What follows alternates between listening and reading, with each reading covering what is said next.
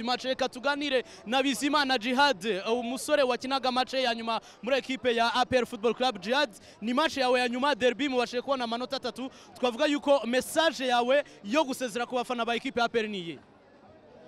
Nta bintu byinshi wa kuvuga usibye kubashimira uburyo baje kutuba inyuma kuri iyi match. Ari match ikomeye, ntabwo ari match yoroshye, ariko ko utahukanye amanota 3 numva nicyo cyari cyatuzanye mu kibuga, by'umwihariko nkanjye kuri match yanjye ya nyuma.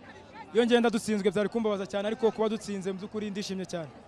Hanyuma uzerekeza mu gihugu cy'Ububirigi ku munsi wo kuwa mbere, equipe yawe uyisize umwanya mwiza, nimwe mu equipe arwanira igikombe. Message ni yihe kuri bagenzi bawe usize muri groupe ya APR? Message na yindi ni ukomeza gukora, gutsinda Rayon Sport ugatsindwa n'indi kipe. Nekereza yuko nta kintu bimaze, niba dutsinze Rayon Sport tugomba gutsinda n'izindi match zisigaye. Nezere ko ariko tugashimangira umwanya wa mbere nk'uko ubu ngubu tuwufite.